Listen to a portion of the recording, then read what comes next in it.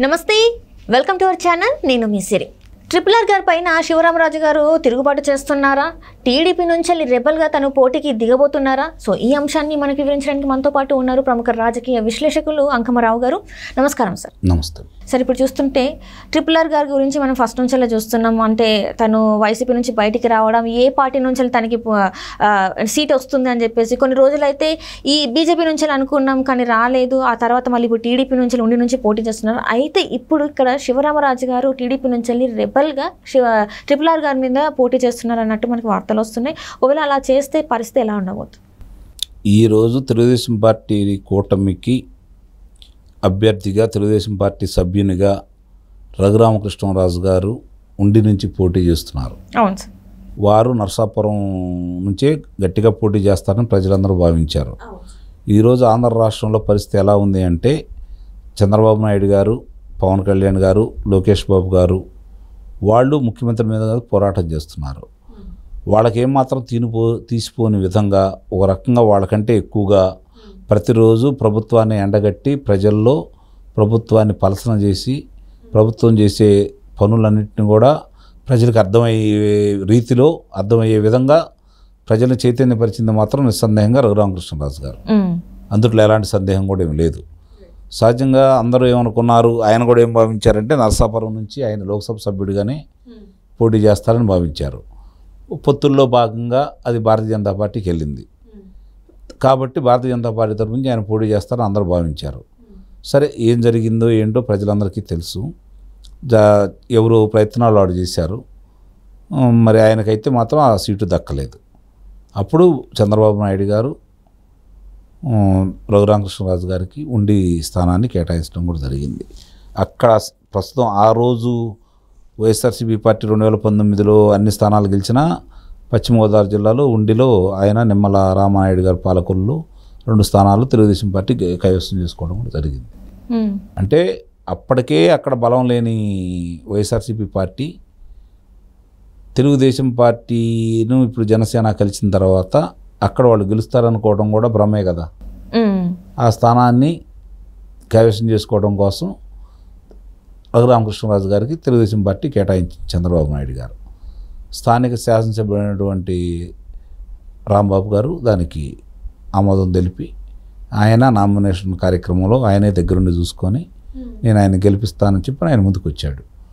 ఇప్పుడు గతంలో శాసనసభ్యుడు ఈయన శివరామరాజు గారు, ఆయన పోయినసారి లోక్సభకు పోటీ చేయడం వల్ల అక్కడ వారికి ఇవ్వడం కూడా జరిగింది.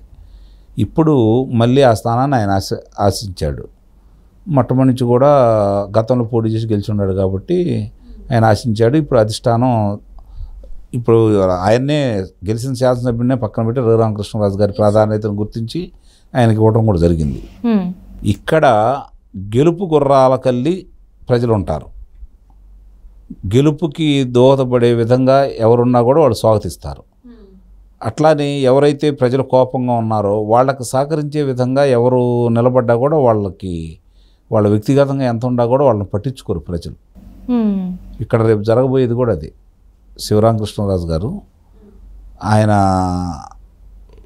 వల్ల, ఆయన తీసుకునే ఓట్ల వల్ల వైఎస్ఆర్సీపీ పార్టీ లబ్ధి పొందింది అంటే వేసేవాడు కూడా ఆయనకి వేయరు. అంటే ఇక్కడ చూస్తుంటే ఇదంతా కూడా జగన్ గారి కుట్రే అన్నట్టు కూడా మళ్ళీ. సరే, ఈ పార్టీలు ఏదో మాట్లాడుకుంటూ ఉంటాయి, అన్ని జగన్ గారు కుట్ర, అన్ని జగన్ గారు చేశారనుకుంటే అది కరెక్ట్ కూడా కాదు కదా. ఇప్పుడు అది అంతర్గత సమస్య పార్టీల్లో. ఇప్పుడు చంద్రబాబు నాయుడు గారు కూడా మాట్లాడారని అంటున్నారు. మరి ఇప్పుడు విరమించుకునే సమయం కూడా ఉంది కదా, వాళ్ళు నామినేషన్స్ విరమించుకునే సమయం ఉంది 28 తారీఖు రోజు ఉంది కదా. అంటే ఇంకా 2 రోజులు సమయం కూడా ఉంది కదా. చూద్దాం, కంగారు పడితే ఎలా. మరి అధినాయకత్వ మాట ఎన్ని గౌరవిస్తాడా లేకపోతే ఆయన పోటీ చేస్తాడనేది తెలిపోతుంది. ఎవరు ఎన్ని పోటీ చేసినా ఉండి స్థానంలో రఘురామకృష్ణరాజు గారు భారీ ఆధిక్యతతో గెలవబోతున్నారు అనేది మాత్రం వాస్తవం. ఎందుకంటే ప్రజలు ఒక నిర్ణయానికి వచ్చున్నారు. ప్రభుత్వానికి వ్యతిరేకంగా తీర్పు ఇవ్వాలని స్థిర నిశ్చయంతో ఉన్నారు. మళ్ళీ పోరాట యోధుడు రఘురామకృష్ణరాజు గారే పోటీ చేయటం అనేది వాళ్ళకి ఇంకా పరమానందంగా ఉంది. కాబట్టి ప్రభుత్వం మీద అలుపెరగని పోరాటం చేసి చావు అంచుల దాకా వెళ్ళి లోకసభ సభ్యుడిని ఎలా కొట్టారో వాళ్ళందరికీ తెలిసిన తర్వాత కూడా ఇంకా వేరే వాళ్ళకి ఓట్లేస్తారని అయితే నేనైతే భావించట్లేదు. ఎందుకంటారు పార్టీ లోపలనే ఇలా అయిపోతున్నాయి వాళ్ళ మధ్యలో ఎందుకు సాధ్యమే, ఎందుకంటే అభ్యర్థిత్వాన్ని ఆశించినప్పుడు ఇలాంటివన్నీ జరుగుతూ ఉంటాయి. మరి వాళ్ళు ఏమనుకుంటున్నారంటే పార్టీ కంటే వాళ్ళే గొప్పవాళ్ళని వాళ్ళు భావించడం వల్ల జరిగే పరిణామాలు ఇవన్నీ. అంటే కేవలం వైసీపీ నుంచి రఘురామకృష్ణంరాజు గారు బయటకు వచ్చారు అండ్ దానికి ప్రజల మద్దతు ఉంది కాబట్టి ఈరోజు మరి టికెట్ ఇచ్చారా, లేకపోతే నిజంగానే ఏదైనా జరిగి ఉంటుందా లోపల? అంటే ఆయన ప్రజల అందరూ కూడా రఘురామకృష్ణరాజు గారిని కోరుకుంటున్నారు. అలాగే ఇప్పుడున్న ప్రభుత్వం మీద ఆయన చేస్తున్న పోరాటాన్ని కూడా గుర్తించి తెలుగుదేశం పార్టీ ఆయన హక్కును చేర్చుకుంది. చంద్రబాబు నాయుడు గారు ఆయనకి సముచిత స్థానం ఇస్తారని ప్రజలందరూ కూడా భావిస్తున్నారు. ఆయన పోరాటాన్ని గుర్తించింది రాష్ట్ర ప్రభుత్వమేగా, రాష్ట్ర ప్రజలే కాకుండా పార్టీ కూడా గుర్తించింది కాబట్టి ఆయనకి ఈరోజు అవకాశం ఇచ్చింది. సరే, నరసాపురం అనేది రాకపోవడం అనేది చాలా కారణాలు ఉన్నాయి. అవన్నీ తర్వాత చర్చించుకుందాం. ప్రస్తుతానికైతే మాత్రం ఉండిలో ఆయన పోటీ చేస్తున్న స్థానం నుంచి రఘురామకృష్ణరాజు గారు అఖండ విజయంతో గెలుస్తారని అయితే నేను భావిస్తున్నాను. అంటే అట్లా చూస్తున్నట్టయితే ఇప్పుడు చంద్రబాబు నాయుడు గారు మరి ఇవన్నిటిని ఎలా చక్కబెట్టే అవకాశం ఉందంట? ఇలాంటివి చాలా జరుగుతున్నాయి, ఇప్పుడు అన్నీ చక్కబడుతున్నాయి కదా. గొడవలు అవుతాయి, అక్కడ అవుతాయి ఇక్కడ అవుతాయి అని చెప్పిన ఊహాగానాలు వండి వార్చారు. వాళ్ళు రెబల్గా పోటీ చేయబోతున్నారు, స్వతంత్రంగా పోటీ చేయబోతున్నారు, తెలుగుదేశం పార్టీకి అది జరిగిద్ది ఇది జరిగిద్ది అని చెప్పని వండి వార్చారు కదా ఇప్పుడు దాకా. ఆ నియోజకవర్గాలన్నీ ఏమైనా చెప్పండి, అన్నీ సర్దుకుంటానే ఉండేవి కదా. ఇది కూడా అట్లానే సర్దుకుపోయిద్ది. అంటే ఇక్కడ ఏమవుతుందంటే సార్, ఫస్ట్ నుంచి చూస్తుంటే RRR గారికి ఏదో ఒక సమస్య, ఆయన ఇక్కడ నుంచి పోటీ చేయాలని ఇవన్నీ ఏముండవండి, అన్నీ సర్దుకుపోతాయి. అంటే ఈసారి అయినా తనకి ఒక గెలుపుకి ఎలాంటి అనుమానం లేదు. ఆధిక్యత గురించే ఆలోచన. గెలుపు అనేది ఆయన గెలిచిపోయారు, ప్రజలు ఆయన గెలిపించుకుంటున్నారు, పార్టీ అండా కూడా తోడైంది.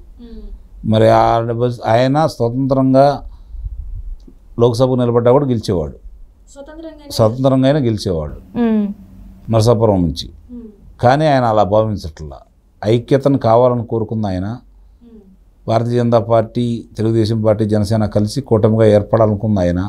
దానికోసం కృషి చేసింది ఆయన. 3 సంవత్సరాల నుంచి చెబుతానే ఉన్నాడు కలిసే పోటీ జరుగుతున్నాయి అని చెప్పని. సరే, ఆయనకు రాకపోవడం అనేది అది కొన్ని విషయాల వల్ల జరగలేదు. ఇప్పుడు అవన్నీ కూడా ఏమి ప్రజలు ఆలోచించుకునే పరిస్థితి అయితే లేదు. ఆయన పోటీ చేస్తున్నది ఉండిలో కాబట్టి, ఉండి అనేది తెలుగుదేశం పార్టీ కంచుకోట కాబట్టి ఇంకా గతంలోకి వచ్చిన ఆధిక్యత కంటే విపరీతంగా పెరిగి ఆయన గెలుస్తాడనేది నేను భావిస్తున్నాను. అండ్ ఇక్కడ చూస్తే ఫస్ట్ నుంచి వెళ్ళి బీజేపీ ఇప్పుడు కూటమి అయిన తర్వాత RRR గారి గురించి ఏంటంటే బీజేపీ నుంచి వెళ్ళి బీజేపీ అభ్యర్థిత్వం తీసుకుంటారు, అక్కడ నుంచి వెళ్ళి అందులో ఆ పార్టీ నుంచి వెళ్ళి పోటీ చేస్తాం అనుకున్నారు. కానీ కొన్ని రోజులు అవుతున్నా కూడా అవ్వలేదు. సడన్గా మళ్ళీ టీడీపీలోకి వచ్చారు. ఇందులో ఏమన్నా ఉందంటారా? మరి అదేనమ్మా చెప్పింది, కొన్ని జరుగుతూ ఉంటాయి. అది కూటమికి ఇబ్బందికరమైన పరిణామమే ఆయనకి ఇవ్వకపోవటం అనేది. మరి ఏ శక్తులు దానికి అడ్డుపడ్డాయి అనేది ఆయన చెప్పాడు, ప్రజలకు కూడా తెలుసు. కాబట్టి ఇప్పుడు అవన్నీ ఇక దాని గురించి తర్కం అనేది అవసరం లేదు. ఇప్పుడు జరగబోయేది ఎన్నికల నక్షత్రం, ఆయన ఉండి నుంచి ఉన్నాడు కాబట్టి భారీ ఆధిక్యతతో గెలవబోతున్నాడు. ఆయన ఏంటో రేపు ప్రభుత్వంలో ఉండి ఆయన చూపించబోతాడు.